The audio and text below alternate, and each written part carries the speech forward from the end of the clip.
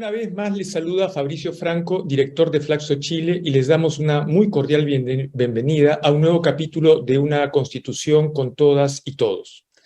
Agradecemos a quienes se conectan a este espacio de conversación desde YouTube o Spotify y que tiene como propósito conocer y entender las propuestas de la nueva Constitución para Chile a pocas semanas del plebiscito de salida del 4 de septiembre. Y para ello, personalmente me complace presentar a la ahora exconvencional constituyente, la periodista Beatriz Sánchez Muñoz. Hola Beatriz, ¿cómo estás? Hola Fabricio, muchas gracias por la invitación. ¿Cómo estás tú? Y aprovecho de saludar a todas y todos que nos pueden estar escuchando, viendo en este momento. Beatriz, si me permites, paso directamente al punto. Al punto es para contextualizar un poco a nuestras y nuestros oyentes. Quisiera que nos comentaras un poco cuáles han sido las motivaciones que te hicieron llegar a la convención. ¿Cómo decidiste postularte a la convención y qué voces querías representar cuando decidiste hacerlo? A ver, creo que desde que era periodista, pero después que me sentía muy una actora política, igual creo que la política es nuestra, no está en otros lados, es lo más humano que yo conozco, y después entrando ya a la política de partido en el Frente Amplio, creo que uno de los grandes objetivos de estar en la política o parte de este camino político era el cambio constitucional, y no una reforma, sino una constitución nueva. Y por varias razones, porque creo que si bien a lo mejor nos hemos hecho los lesos, así ocupando una expresión chilena, o a lo mejor esto ha estado muy canalizado también por los sectores más conservadores y los medios de comunicación, en fin, creo que nunca hemos dado esa conversación robusta y pertinente de que la dictadura de Pinochet buscó insertar un sistema en Chile que favoreciera a unos y empobreciera a otros y a otras, a concentrar muchísimo el poder, a concentrar el poder económico y político también en esas mismas manos. Entonces, si bien la dictadura terminó el año 88 con el plebiscito, creo que la dictadura no ha terminado del todo en Chile, ¿no? Porque los efectos de la dictadura los estamos viviendo hasta ahora, que fue una forma planificada de un experimento neoliberal que estamos viviendo y que además se intentó exportar al mundo. Entonces creo que si bien estamos en democracia, yo no diría que estamos en dictadura, ¿no? Pero una de las cosas que amarró la dictadura todavía la tenemos presente en la Constitución. Entonces creo que una de las grandes luchas para el progresismo es terminar con la Constitución de Pinochet. Y era nuestro norte. Y si te soy sincera, Fabricio, yo tengo 51 años y yo pensé que me iba a morir con la Constitución de Pinochet porque no había cómo cambiarla. Entonces, uno de los grandes objetivos para la izquierda, para el progresismo, era terminar con esta Constitución. Para mí debería ser uno de los grandes objetivos de Chile, pero bueno, ahí lo podemos conversar más. Y finalmente, cuando se produce la revuelta social y se abre por primera vez la posibilidad no solamente de un cambio constitucional, sino de esta forma de cambio constitucional, o sea, con un grupo de personas elegidos para una asamblea que hiciera esto, yo que pensaba no participar nunca más de un proceso de elección popular, yo dije, no, esto es otra cosa, esto es lo más importante que puede hacer Chile en los últimos 40 años. Y quise estar ahí, si no era directamente como convencional, iba a ser participando igual de este proceso. Pero finalmente sí, terminé siendo candidata y saliendo electa y creo que es lo más importante que voy a hacer en la vida, haber participado de esta convención constitucional. De acuerdo. Quisiera retomar algunos comentarios que has hecho en las últimas semanas que muestran, desde mi perspectiva, una suerte de tensión, ¿de acuerdo? No quiere decir que las dos cosas sean contradictorias, sino conviven con ciertas dificultades. Me explico, en una de las entrevistas mencionaste, tú como varios otros colegas, que la convención cumplió a cabalidad con su compromiso, ¿de acuerdo? Con el producto que se había comprometido y en los tiempos en los que se había comprometido y con las reglas, ¿sí?, que había acordado. Pero simultáneamente señalas que en las encuestas diferentes personas o muchas personas se sienten lejanas o molestas con el proceso, pero no con el texto de fondo, ¿sí? Entonces, acá lo que estás mostrando es un escenario de luces y sombras, de ciertos contrastes, ¿sí? ¿A qué atribuyes tú, en términos generales, las críticas que se están haciendo a la Convención Constitucional? no solo a su proceso, sino aparentemente ahora que ya tenemos un texto final, a su resultado. ¿Cómo surge esto, según tu percepción? Sí. Ahora, yo creo a propósito del resultado, yo creo que mientras más se informe el resultado, las cosas se van alivianando y la gente va reaccionando de maneras distintas. O sea, yo creo que ahora que recién estamos mirando efectivamente qué es lo que trae el proyecto de nueva constitución, que lo estamos conversando, que va a haber una propaganda robusta por parte del Estado, porque hay un plebiscito, creo que eso es parte de la campaña de la apruebo que partió recién. Ahora, yo creo que sí, la Convención Constitucional era, era algo que teníamos todos, y esto para ver como el deterioro de la imagen de la Convención Constitucional, porque yo sostengo eso, yo creo que hoy día las personas están más bien concentradas, o lo que rechazan es cómo se generó esto, lo que pasó en la Convención, más que el texto que están conociendo recién. Entonces creo que para la prueba es una buena noticia que la Convención haya terminado. Con esto no quiere decir que yo le evalúe mal, sino que hay una evaluación pública negativa. Y yo creo que tiene varios orígenes o varias razones. La primera es que cuando tenemos una idea de una convención constitucional, hay 17 millones de ideas de cómo debería haber sido esa convención constitucional. Una cosa es la teoría y otra es la práctica. Yo siempre supe, porque me acuerdo que me preguntaban mucho, pero tenían 80% de adhesión cuando partieron y cayó rápidamente a 50, a 40, qué sé yo. Yo creo que era bien lógico, porque claro, cuando todos y todas tenemos una idea y después se concreta, la idea no era, o sea, lo concreto no es la idea que yo tenía. Entonces, evidentemente, íbamos a chocar con muchas expectativas de lo que significaba una convención de esta naturaleza. Lo segundo es que efectivamente hubo episodios que dañaron mucho esta pequeña confianza que había de un espacio de poder político. El caso Rojas Vade, por ejemplo, creo que nos afectó así como en la línea de flotación respecto a lo que significan grupos independientes, por ejemplo, que tenían como todo un respaldo popular de que llegaban grupos independientes a una convención, y creo que eso desplomó de alguna manera esto de que quiero que sea gente como yo que esté en la convención. Creo también que la convención en algunos momentos tuvo problemas, o sea, problemas, por ejemplo, comunicacionales muy grandes. Nos costó, o quizás ni siquiera lo logramos, comunicar lo que estábamos haciendo. Era un enredo permanente. Nunca fue tan claro. Elegimos un proceso, y esto ya más bien político. No sé, para serte sincera, si podíamos haberlo hecho distinto, pero nuestro proceso de discusión y avance en la elaboración de la Constitución fue un proceso bien complejo. Hay varias voces que dicen, ¿por qué no partieron a lo mejor por los derechos sociales? ¿O por qué no partieron por los principios constitucionales y haber ido en orden para haber entendido cómo se iba armando este proyecto, sino que fue todo al mismo tiempo, no se sabía muy bien qué hacían las comisiones, en fin. Y claro, mirando para atrás, tuvimos esa falencia de comunicación que, por supuesto, que daña todo el proceso. Un proceso que, para mi gusto, es espectacular, ¿no? O sea, siendo muy difícil, porque yo no le resto eso, creo que fue un proceso muy difícil, y ya podemos conversar por qué.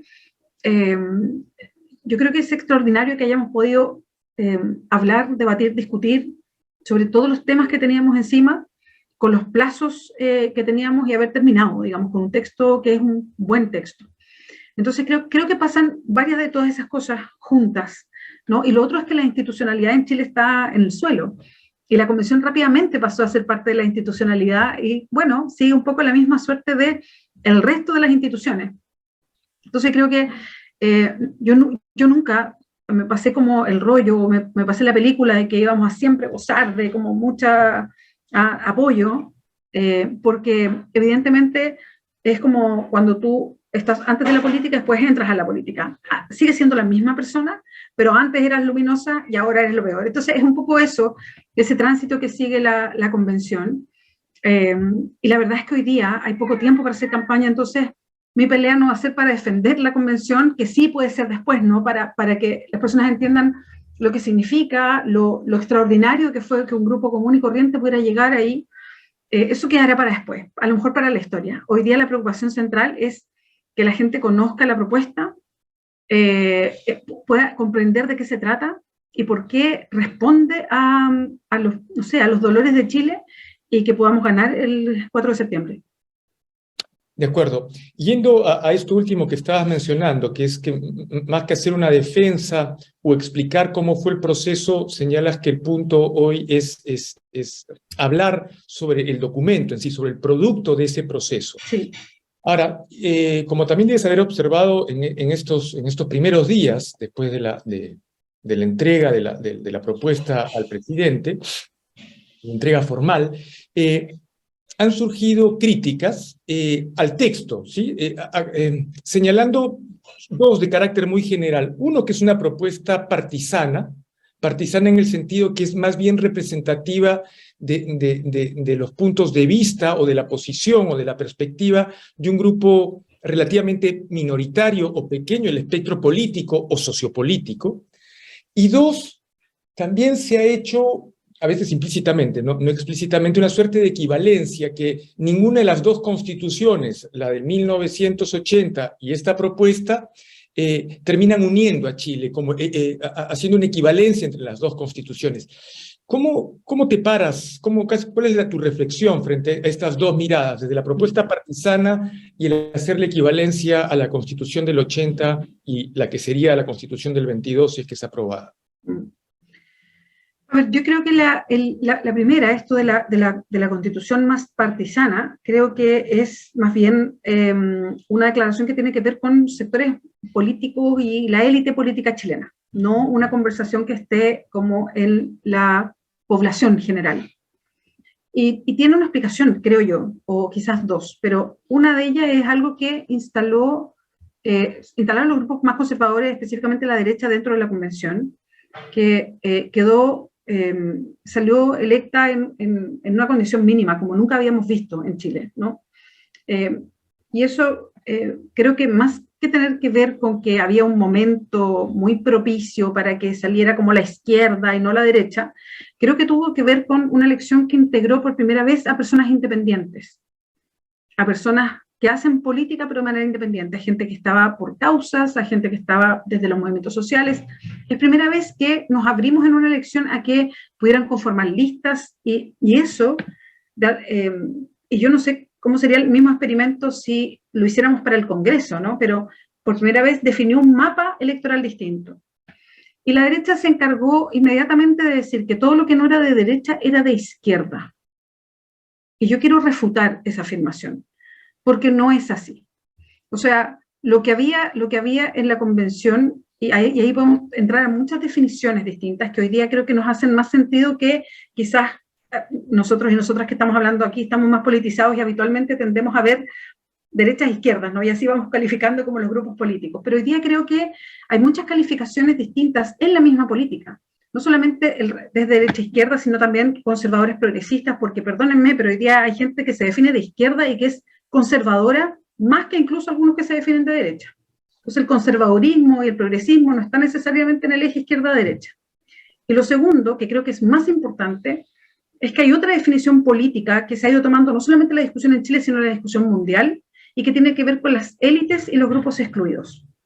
Y creo que esa también es una definición que no tiene que ver con izquierdas derechas, porque también la izquierda gobernante en Chile es una izquierda de élite, ¿no? Completamente, o sea, y cuando digo de élite, por favor, estudian en los mismos colegios, estudian en las mismas universidades, estudian 3 carreras, son habitualmente hombres y viven en 3 comunas, o sea, se encuentran los sectores más conservadores de la élite con los sectores más progresistas de la élite, o si quieres, los de derecha e izquierda en un mismo lugar. Y creo que el enclave político de lectura política también es élite versus ciudadanía, si queremos, ¿no? Entonces, creo que todos esos ejes son parte de la convención. Entonces, cuando la derecha dice todo esto es de izquierda, nosotros estamos disminuidos, el 80%, el 70% de la convención es de izquierda, yo digo no, no es así. De hecho, hay sectores independientes que están en la convención y que llegaron con muy buena votación, que son sectores más bien despolitizados, que son sectores que van por una sola causa y no por una visión país. Por eso la complejidad de la discusión interna, ¿no? Y que yo no diría que están en el eje izquierda-derecha que quiere instalar la derecha. Por eso yo cuando dicen, esta es una constitución partisana, yo digo, no, no lo es. No es una constitución de un sector político, no es un programa de gobierno, no lo es. Es más, creo que la convención tenía una representación como nunca hemos tenido del pueblo de Chile. Entonces, esa es lo primero que quiero aclarar. Ahora, lamentablemente, la derecha, los sectores conservadores, también aquí de izquierda, tienen hoy día una voz muy, muy sobria representada en todos los medios de comunicación.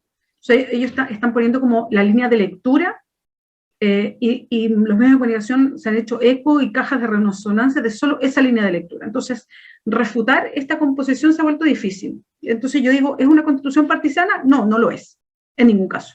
Eso es lo primero. Y lo segundo, que me preguntabas y que tenía que ver con, disculpa Fabricio, ahí se me fue la suerte de equivalencia entre la Constitución del 80 y la del 22, al decir de que ninguno de los dos textos, por lo tanto los estás poniendo en la misma situación, representan o unen al país.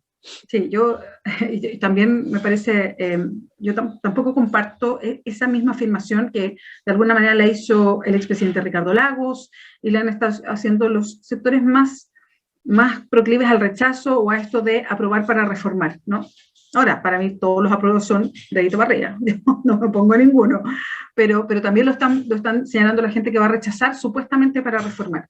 Y ahí yo tengo, la verdad es que dos reflexiones, porque yo creo que esta constitución sí nos une, porque para mí el concepto de unidad no tiene que ver con quizás un concepto de que todos pensemos políticamente lo mismo, porque claramente una constitución política lo que hace es enfrentar imaginarios políticos, es enfrentar propuestas de mundo desde la política y desde una política en que pensamos distintos. Y uno de los ejemplos es, el artículo 1 dice que el Estado de Chile es un Estado social y democrático de derecho, frente o dejando de lado o terminando con un Estado neoliberal subsidiario, que es lo que consagra la Constitución del 80. Entonces yo me pregunto, para esta unidad supuesta, ¿no?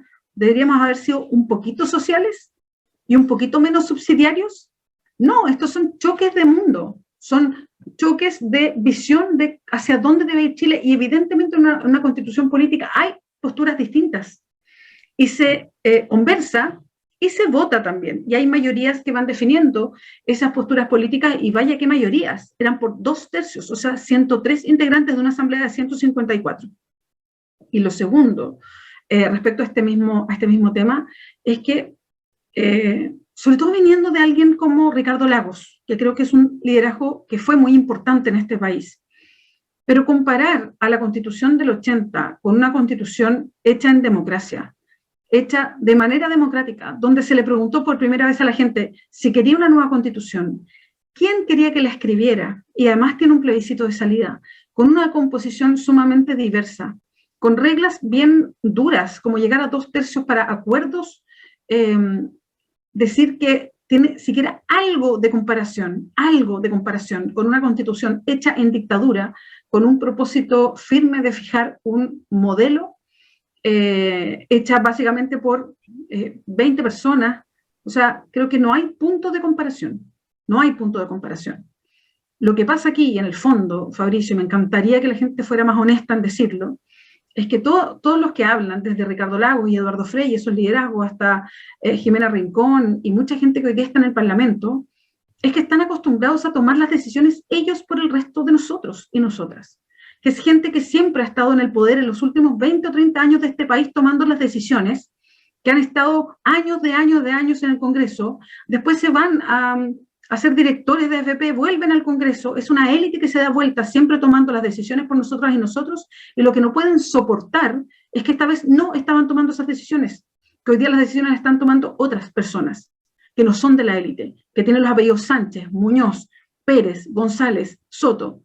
Eso es lo que no les gusta, y me encantaría que pudieran transparentar más esa posición. En una constitución con todas y todos estamos junto a la ex convencional constituyente, la periodista Beatriz Sánchez Muñoz. Si me permites, paso ahora a un par de preguntas sobre asuntos más puntuales, porque esta primera era una mirada genérica, ¿no es cierto?, sobre pantallazos o primeras aproximaciones con respecto al texto constitucional. Hemos sistematizado 8 o 10 críticas, ¿de acuerdo?, que se están haciendo de manera relativamente sistemática en estas semanas, pero quisiera abordar contigo 2, si me permites. Una es lo del bicameralismo asimétrico, y la segunda es sobre el efecto que puede tener la plurinacionalidad en la amenaza al modelo de Estado unitario. Sobre lo primero, el bicameralismo asimétrico, se critica que al eliminar al Senado como cámara espejo, ¿sí?, se abre la posibilidad en el futuro que una mayoría logre un triunfo electoral ocasional, ¿sí? Que le permita tener una suerte de poder omnipotente, ¿sí? Y que eso instala un desbalance que a largo plazo le puede hacer, vamos a decirlo directamente, daño a la República y al sistema democrático. ¿Cuál es tu apreciación sobre esto? Yo creo que esa es una posición interesada de la gente que no quiere que cambie el sistema político. ¿Y por qué lo digo? Porque primero partamos desde el origen. ¿Por qué fue necesario en esta Constitución, donde no todo cambia, por si acaso, no todo cambia, hay cosas que se replican exactamente igual a como están, porque está bien? ¿Por qué era necesario mirar el sistema político? Y quizás una de las claves de la nueva Constitución era ofrecer un sistema político distinto. Porque el sistema político de hoy está en absoluta crisis. El sistema político donde hay un hiperpresidencialismo, donde hay un Congreso con dos cámaras que hacen exactamente lo mismo, por eso son cámaras espejo, pero que además tienen poco poder, ¿no? Básicamente su poder es oponerse a, y nada más, simplemente no está respondiendo a las demandas de la gente. De hecho, creo que parte importante del estallido se debe a eso, a que por años la gente se levantó pidiendo, exigiendo cambios en pensiones, por ejemplo, medioambientales, en temas de salud, y el sistema político no fue capaz de procesar esos cambios, no fue capaz. Entonces, hay una crisis del sistema político profunda que había que hacerse cargo. O sea, parte importante de por qué estamos en un proyecto de nueva constitución es para mirar también cómo funciona la política, cómo funciona nuestro sistema para poder ponernos de acuerdo como país. Entonces, lo que acá se trata de apuntar, y que no fue fácil porque había muchas miradas respecto a cuál debería ser el sistema político. De hecho, el Frente Amplio, la agrupación política a la que yo pertenezco, estábamos por un sistema parlamentario, ¿no? Nos hubiese encantado un sistema parlamentario porque genera muchas más posibilidades de acuerdo. No llegamos ni al segundo día con nuestro sistema parlamentario porque, porque a todo el mundo le hace más sentido escoger al presidente. O sea, tenemos una tradición de figuras fuertes presidenciales y eso es muy difícil de cambiar. Entonces, para que vean que todos estábamos mirando también la realidad, si tampoco era como llegar a inyectar una cuestión así, un cambio muy rotundo. Entonces, lo que se trata de hacer con el sistema político es justamente evitar que haya este poder concentrado en un solo lugar, sino que haya contrapeso de poderes. Y contrario a lo que señalan de que no va a haber ni un contrapeso de poder, creo que sí hay contrapesos de poder. Y eso es lo interesante. ¿Por qué? Porque se ha tratado de minimizar lo que significa la Cámara de las Regiones. Y esto para las personas que nos escuchan, básicamente el sistema político queda conformado por la figura presidencial, un presidente o presidenta con bastante poder, se le dice presidencialismo atenuado, porque no tiene tanto poder como ahora. No es un hiperpresidencialismo, pero yo diría que es un presidencialismo fuerte, con un congreso de diputados y diputadas, que de alguna manera es la Cámara Nacional, ¿no? Que van a tener representación porcentual o que responda a la población, pero que es de carácter nacional, y una Cámara de las Regiones, que es de carácter regional. De hecho, la Cámara de las Regiones va a tener una representación igualitaria por región, o sea, no es proporcional como sí lo es el Congreso, y va a estar mucho más cercano a todos los temas que tengan que ver con cada una de las regiones, porque esto se trenza con el Estado regional, que es otro de los cambios que trae la Constitución. Entonces, ¿por qué digo que sí hay contrapesos? Porque se ha tratado de minimizar el poder que va a tener la Cámara de las Regiones, como si fuera una cámara menor, como si fuera algo como pequeño, ¿no? Y como que el Congreso concentra todo. Y yo digo que no. La Cámara de las Regiones, junto con el Congreso, o sea, estas dos cámaras, van a estar presentes en cuestiones muy importantes para la nación en general, ¿no? Todo lo que tiene que ver con las decisiones presidenciales, todo lo que tiene que ver con presupuesto, todo lo que tiene que ver con cambios constitucionales, todo lo que tiene que ver con la forma jurídica del país, ¿no? La definición territorial, todo lo que tiene que ver con el tema económico presupuestario, ¿no? Todo eso lo ven las dos cámaras. Y eso es mucha responsabilidad. O sea, es como ande, como rueda el país. Y ahí están de acuerdo. Donde se separan es para los temas que regionalmente tiene que ver una, nacionalmente tiene que ver la otra. Entonces, y esa, la gracia que tiene es que al no hacer exactamente lo mismo, la ley debería rodar mucho más rápido, debería atenderse a las demandas de la ciudadanía de otra manera, la Cámara de las Regiones capturar lo que pasa en las regiones, el Congreso capturar lo que pasa nacionalmente. Entonces, yo desmiento esto de que una va a tener tanto poder respecto a la otra, porque eso no es así. De hecho, en un principio se pensaban que fueran totalmente distintas, o sea, que realmente unas fueran muy como microregionales y el Congreso grande, pero eso no pasó. Y las cámaras de regiones fue aumentando en sus atribuciones para tratar de generar este contrapeso. Y quiero agregar una cosa más, que generalmente, creo que interesadamente, no se menciona en el sistema político.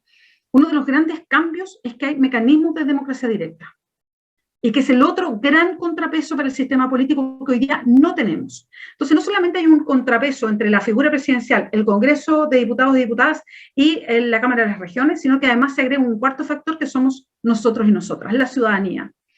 Porque por primera vez hay mecanismos de democracia directa. ¿Qué son los mecanismos de democracia directa? Es una democracia que es participativa, pero que ejerce control sobre los órganos o las personas que están por democracia representativa. Entonces, todos estos contrapesos hacen que este sistema político, esperamos, ¿no? Este sistema político sí puede atender a las demandas de la ciudadanía, que de repente vienen de una región, que de repente vienen a nivel nacional. Si me permites profundizar, antes de pasar a la siguiente pregunta que tenía que ver sobre la plurinacionalidad, ¿en qué países del mundo, sabes, si es que sabes, hay estas experiencias de democracia participativa, con parecidos de familia al que está propuesto en la Carta Fundamental que se está presentando? Sí, Uruguay es uno que tiene casi exactamente los mismos que vamos a tener nosotros. De hecho, a mí me tocó ver mecanismos de democracia directa en mi comisión, así que tengo muy clarita toda la discusión que hicimos para elaborar estos mecanismos. Conversamos con muchos especialistas de América Latina y leímos muchos documentos, además de especialistas en otras partes del mundo, y tuvimos contacto también con harta gente de Suiza a propósito de los mecanismos de democracia directa suizos. Creo que Suiza está en un extremo superior de la democracia directa, que no íbamos para allá, aunque yo admiro yo soy una fan de la democracia directa. Y tengo que decir, soy una fan de la democracia directa y no romantizo la democracia directa. Yo no soy de las que cree que porque hay democracia directa es solo progresismo la democracia directa. No, la democracia directa la ocupa la sociedad y la sociedad es como es. Y muchas veces es mucho más conservadora y muchas veces es progresista. Y si uno mira en todos los países donde hay democracia directa, que son muchos, algunos en algunos estados, otros en el país completo, algunos tienen algunos mecanismos nomás, otros más regionales, en fin, pero donde hay, si uno mira los resultados, la mitad son conservadores y la mitad son progresistas. Entonces yo no romantizo. Lo que sí me gusta y siempre me ha gustado es que como ciudadanía tengamos poder. Las constituciones de los países son las que establecen las relaciones de poder, y lo que falta en Chile es que la ciudadanía esté dentro de la toma de poder, no fuera.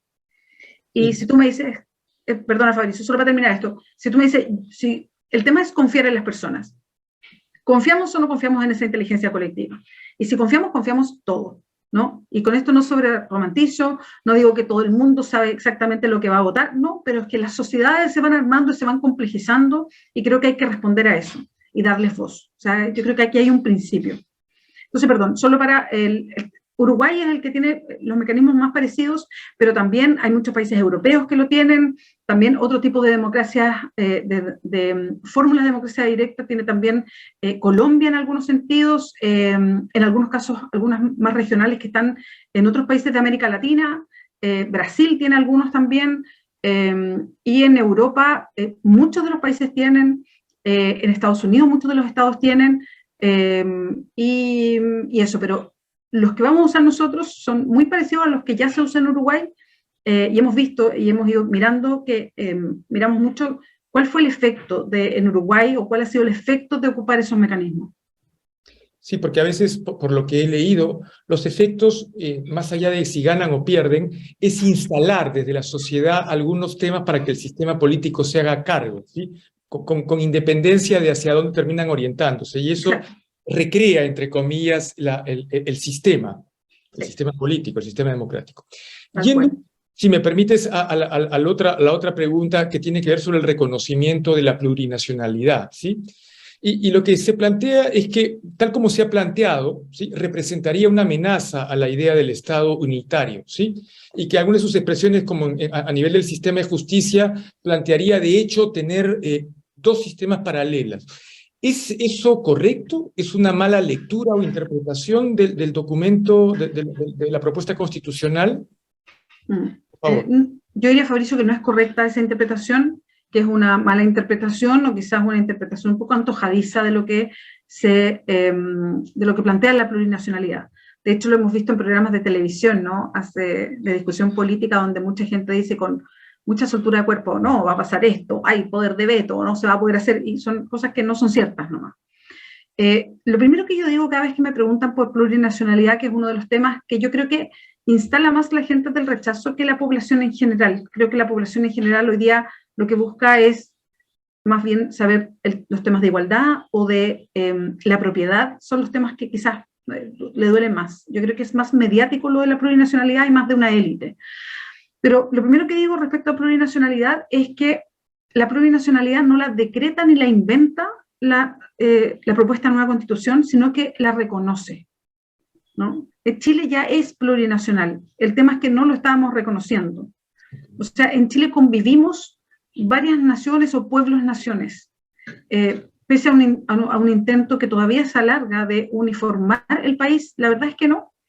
Es más, creo que esa uniformización dura o a la fuerza ha provocado que haya hoy día crisis entre el Estado de Chile y uno de los pueblos-nación, que es el pueblo mapuche.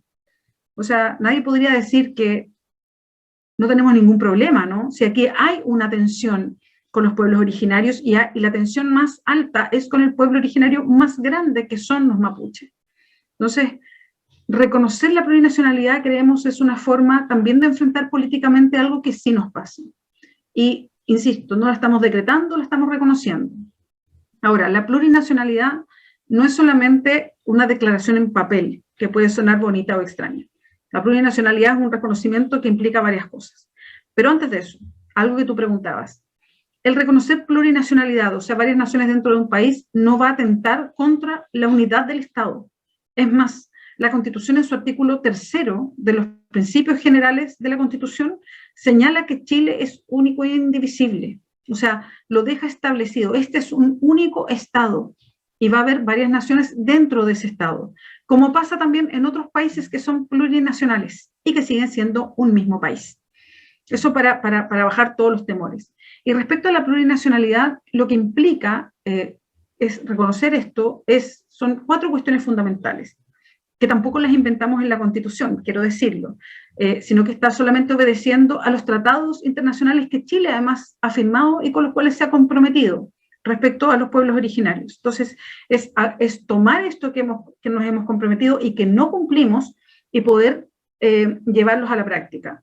La plurinacionalidad implica 4 cosas: acceso a tierras o recuperación de tierras, grados de autonomía, la pluralidad lingüística, o sea, poder hablar y defender su propia lengua, y el pluralismo jurídico. Involucra esos 4 puntos. Y los 4 puntos están contenidos en la propuesta de nueva constitución. Y lo último que yo digo respecto a este tema siempre es que el pluralismo jurídico y la autonomía territorial ya existen en Chile, ya se dan en Chile, en la región de Valparaíso, en la isla de Rapa Nui, desde hace mucho tiempo. Lo que pasa es que lo desconocemos. Y eso ha servido para que haya una muy buena convivencia en la isla entre los chilenos y chilenas que viven ahí y los Rapa Nui, incluso con pluralismo jurídico, que es algo que más asusta a las personas. Eso ya existe y no tenemos mayores conflictos. De hecho, hay cuestiones que se han ido puliendo con el tiempo para poder obedecer o estar bajo los derechos humanos, que es algo que establece también la misma Constitución. Entonces, la idea es buscar estas fórmulas para poder llevarlas adelante con los distintos pueblos, porque claro, su forma territorial y su forma de organización es diversa. Pero solo para llamar a la tranquilidad, eso ya pasa en Chile y la idea es que siga pasando. Ahora, ¿cuál es el detalle? ¿Cómo va a ser? ¿Cuál va a ser la relación? Porque nos preguntan mucho. Bueno, eso lo verá la ley. Las constituciones en los países o las propuestas constitucionales abren ciclos políticos, no los cierran. Y aquí se abre un ciclo político de discusión mucho más profunda, porque la ley y la norma es la que va a ir dándole el cuerpo y el aterrizaje a las normas constitucionales. Gracias. Al principio de esta intervención hacías una suerte de distinción entre los temas que le preocupaban a un sector de la élite, en todo caso no los temas, sino cómo eran tratados algunos temas a veces. Mencionabas que, por ejemplo, al ciudadano común, ¿sí? A la ciudadana y ciudadano común, hay otras problemáticas, ¿sí? Que le llaman más la atención. Mencionaste el tema de la propiedad, me hablaste del tema de la equidad. Desde tu perspectiva, ¿cuáles serían los pilares de la propuesta constitucional que le darían legitimidad a la misma desde la perspectiva de esas ciudadanas y de esos ciudadanos, entre comillas, de a pie, a los que tú llamaste González, Muñoz, Sánchez, ¿sí? Sí. A ver, yo creo que, y ojo que esto no tiene que ver con la relevancia de lo que tiene la Constitución, sino más bien cómo se percibe, no solo comunicacionalmente, también políticamente para las personas como lo más importante o los ejes. Para mí es fundamental el cambio en la relación con el Estado, que hay un Estado social y democrático de derecho, es un cambio muy importante para que efectivamente haya garantía de que se cumplan derechos fundamentales. ¿Por qué lo digo? Porque la Constitución actual, la del 80, tiene efectivamente un capítulo de derechos fundamentales que no es un mal capítulo, reconoce derechos fundamentales, y lo que hace esta propuesta de nueva Constitución es que los robustece, les da un carácter mucho más fuerte, pero no solamente el capítulo de derechos fundamentales, que a mí me gusta mucho, es como esta línea base, sino que el que exista un Estado social y democrático de derecho con un Estado que va a poder ser emprendedor, o sea, un Estado que se le desata de manos, creo que esas dos cosas son muy importantes para comprender la base de lo que se propone. Creo que a las personas les hace mucho más sentido entender que va a haber un Estado social. Quizás no se lo imaginan tanto, porque como no hemos vivido en él, no nos imaginamos tanto, pero ya el nombre de que el Estado es social, que el Estado se involucra, que el Estado entra a la sociedad, que el Estado no es indiferente, que el Estado no es con quien tú peleas, sino que el Estado es parte del que te puede ayudar a que seamos más iguales, a que tengamos más derechos, yo creo que es algo que hace sentido. Y lo segundo que creo que es muy importante y que curiosamente los medios de comunicación hoy día casi no llevan en sus páginas ni abren discusión. La discusión, tal como tú lo preguntabas, Fabricio, se centra en la plurinacionalidad, en el sistema político, de repente en el Estado regional, pero no hablamos profundamente de cuáles son los derechos fundamentales y cuál es el gran cambio. Y esto lo digo porque cada vez que me toca juntarme con gente para hablar, lo que más quieren saber es qué significa el nuevo Sistema Nacional de Salud a propósito del derecho a la salud, cómo va a operar el derecho a la vivienda que nunca se ha tenido y que es un problema gravísimo en nuestro país. O nos preguntan si los privados van a poder seguir siendo parte de este nuevo Sistema Nacional de Educación. Y una le dice que sí, que los sistemas nacionales de educación contemplan a los privados porque no estamos estatizando o proponiendo estatizar nada, al contrario. Lo que estamos tratando sí es de poder organizar de una cierta manera desde la mirada del Estado lo mejor para la educación. Entonces, creo que profundizar en los derechos fundamentales es responder directamente a los grandes temas que dejó la revuelta social. La revuelta social creo que marcaba 5 cosas muy importantes. El tema de las pensiones era muy importante. El tema de la salud es muy importante. El tema de los salarios es muy importante. Y por eso creo que el fortalecimiento de la organización de trabajadores y la declaración del trabajo también como un trabajo que sea adecuado, con remuneración justa, son tan importantes para lo que estamos hablando. Otro de los grandes temas tenía que ver con, mencioné las pensiones, la salud, el trabajo, el agua. Y creo que la nueva forma, ¿no?, que se le entrega al agua, reconociendo que es un bien común inapropiable, cambiando reglas que ya están en Chile, es algo muy importante. Y creo que la propuesta de nueva Constitución responde a eso. Entonces, en ese sentido, creo que hablar más sobre cuáles son estos derechos, por qué hoy día cambian o de qué manera cambian respecto a la Constitución del 80 sería muy importante para que las personas se fueran acercando o entendiendo que muchas de sus demandas se responden en la propuesta de nueva Constitución. Pero lamentablemente, si nos fijamos, los medios de comunicación, los programas de la tele, en fin, no conversan sobre eso, sino que conversan permanentemente sobre otras cosas. Estuvo con nosotros esta tarde la ex convencional constituyente, la periodista Beatriz Sánchez Muñoz, en una edición de Una Constitución con todas y todos. Muchas gracias, Beatriz, realmente, muy amable.